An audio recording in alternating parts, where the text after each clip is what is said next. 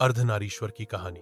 बहुत समय पहले देवताओं और ऋषियों के मन में एक प्रश्न उठा। शिव अकेले रहते हैं, फिर सृष्टि कैसे चल रही है? क्या उनके पास कोई शक्ति नहीं है? क्या केवल शिव ही सब कुछ कर सकते हैं? यह प्रश्न धीरे धीरे ब्रह्मा और विष्णु तक पहुंचा। वे दोनों भी सोच में पड़ गए। आखिरकार उन्होंने कैलाश पर्वत की यात्रा की और भगवान शिव के दर्शन किए।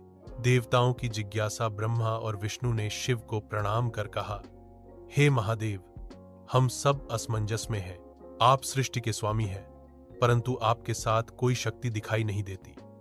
क्या बिना शक्ति के भी आप सृष्टि, पालन और संहार कर सकते हैं? शिव का उत्तर महादेव शांत मुस्कान के साथ बोले, हे देवताओं, शक्ति के बिना शिव शव के समान है।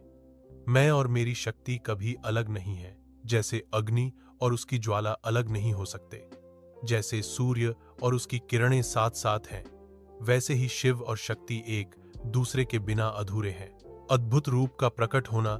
इतना कहते ही शिव ने अपनी दिव्य शक्ति को अपने अंग में समाहित किया। क्षण भर में एक अद्भुत रूप प्रकट हुआ।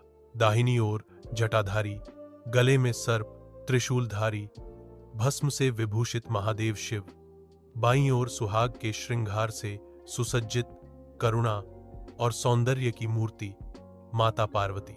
देवताओं ने जब यह दिव्य अर्धनारीश्वर रूप देखा तो वे विस्मित रह गए। उनकी आंखों में आंसू आ गए, हृदय भक्ति से भर उठा। सबने समझ लिया कि शिव और शक्ति वास्तव में एक ही है। शिवभृंगी का प्रसंग। एक बार शिवभृंगी ने केवल शिव की पूजा करनी चाहिए और पार्वती को नजरअंदाज कर दिया। माता ने क्रोधित होकर उन्हें शाप दिया और उनका शरीर निर्बल हो गया। तब शिव ने अर्धनारीश्वर रूप दिखाया और कहा, जो केवल शिव की पूजा करेगा और शक्ति की नहीं, वह कभी पूर्ण नहीं हो सकता। भृंगी ने अपनी भूल मानी और फिर से शिव शक्ति दोनों की आराधना की। शिक्षा। अर्धनारीश्वर की कहानी हमें सिखाती है कि शिव और शक्ति एक ही सत्ता के दो अंग हैं।